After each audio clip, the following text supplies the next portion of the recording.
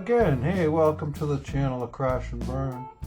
Right now we're going to be repairing that right front motor, which is a B motor, which is a white and black wire motor. The specification was a 618, was the size of the motor. I ordered it from Allied Express. They happen to have a specification on the instructions on this drone, so I could actually order a motor. One of the motors fried. I mean, these are brush motors, so any kind of crash or anything that binds up these motors for any bit of time will burn them out real easy. But anyway, as you can see, I just took it apart. Now, what I'm showing you is the two motors. They never sent it with a connector. Mine has a connector in there, so I had to solder these things in.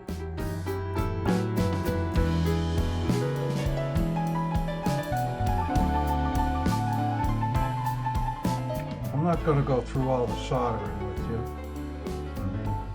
It took a little bit of time. These wires are so thin, but as you can see, here's the solders. I used some shrink tubing.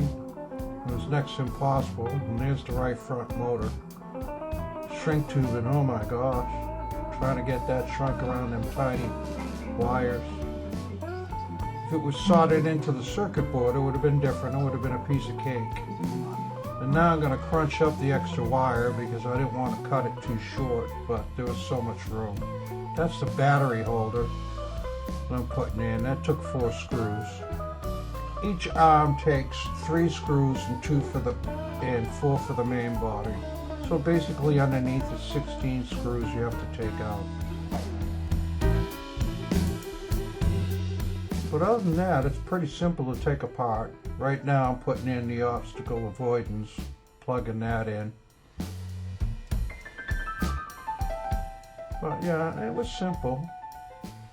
The soldering was the worst because of how tiny the wires were. But we got them in there. As you can see, I'm just putting in the screws in the bottom. There was 16 again. 4 in the main, and 3 in each arm. That's a little magnet, you know, you use to close your chip boxes and you put it on the fridge. Well, it makes a great little magnet with screws too. We're almost done here.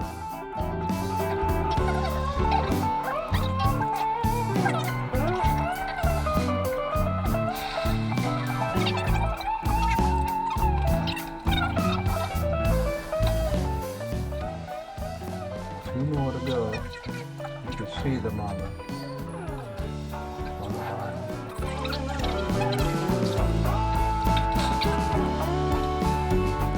Magnetic screwdrivers. There's the bomb. There we go. Never over tighten. It's only plastic, so be careful. I'm going to put a battery in it and I'm going to test it. Make sure all the motors, I mean, why go any further if nothing's working? So I always test as you go along. The lights came on with no problem whatsoever. Now I'm going to bring it up with the remote. I'm going to touch each motor to make sure they're turning. Make sure they're turning in the right direction also. A's and B's turn in different directions. So beware of that. Time to finish her up.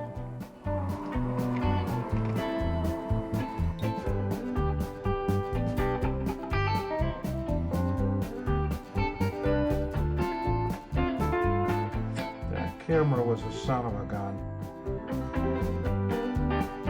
You have to kind of like twist the wires so they get a little tight. But I did get it in there. And it snaps in, it doesn't come out. Once it's snapped in, it's snapped in. Now I'm going to put the props on these things and make sure A goes to A, B goes to B. They're always marked and your arms are always marked. So don't get them wrong.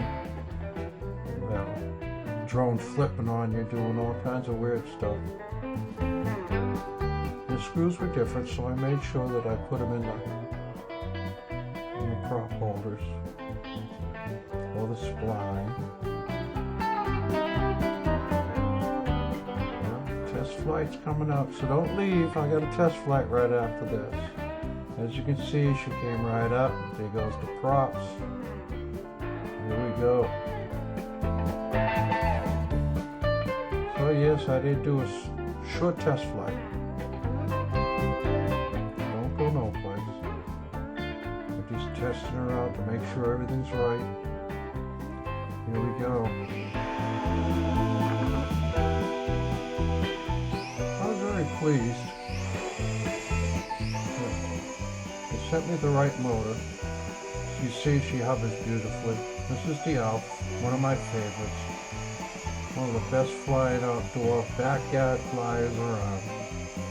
That, the Simers, the K102, KY102, F2 Pro. Great backyard flyers. You can see she's doing well. Again, thanks for watching.